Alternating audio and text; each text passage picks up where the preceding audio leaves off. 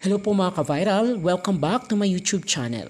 Sitio Kapihan, Surigao del Norte ni-raid ng mga taga-NBI at Philippine Army at doon tumambad ang mga sekreto na itinatago ni Senyor Aguila o kilala sa kanyang tunay na pangalan na si Jerin Esquilario, ang itinuturing ngayon na leader ng Socorro Bayanihan Services Incorporated or SBSI. Habang bantay sarado naman si Senyor Aguila ng mga security group ng Senado. Iniutos naman ng Senate Committee na nagsasagawa ng investigasyon sa kaso ni Senyor Aguila dahil sa di umano'y illegal na aktibidad ng kanilang grupo sa Sitio Kapihan, Surigao del Norte. Hindi nga makapaniwala ang mga netizens na mayroong ganong nangyayari sa ating bansa lalo na at matagal na itong nag-ooperate doon. Sa Sitio Kapihan, tinitipon lahat ni Senyor Aguila ang mga miyembro ng SBSI na karamihan ay piniling iwanan ang kanilang mga trabaho at ibenta ang mga ari-arian at bahay sa paniniwalang maliligtas sila ng kanilang leader na sinasabi nilang makapangyarihan. Sa pagsisiyasat ng mga otoridad ay nabulgar na maraming babaeng minor de edad ang ikinakasal sa Sitio Kapihan. Nagsasagawa din ng military training sa mga lalaking miyembro. Ayon pa sa salaysay ng mga witness, may mga dekalibring baril silang nakita na hawak ng mga private armies ni Senyor Aguila at marami pa ang nakatago sa mga bodega at sa mga kwarto na bantay sarado naman. Inaalam din ng mga senador ang mga malalaking tao sa bansa o mga banyaga na sumusuporta at nasa likod ni Kilario.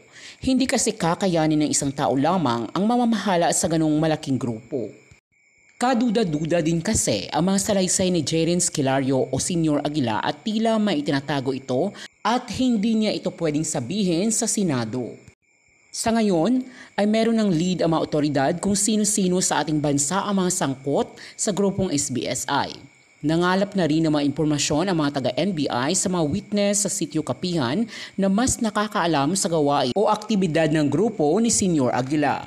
Iniutos na rin ng Korte Suprema na hindi na pwedeng lumabas ng bansa o saang lugar si Senyor Aguila at iba pa mga leader ng SBSI.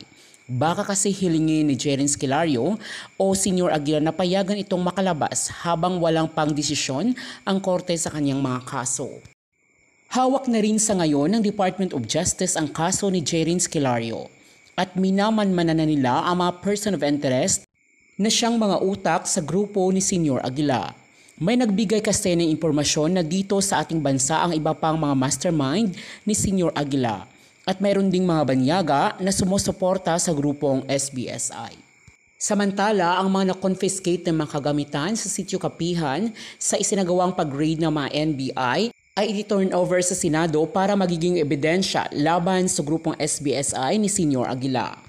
At para sa mga karagdagang update sa kaso na sinusubaybayan ngayon ng maraming netizens, ang kaso ni Senyor Aguila ay abangan lamang ang susunod kong mga video dito lamang sa aking channel. Maraming salamat po sa panonood, pero bagong lahat, kung hindi ka pa nakapag-subscribe, please do subscribe at pakihit na rin ng notification bell. Maraming salamat po. Hanggang sa muli.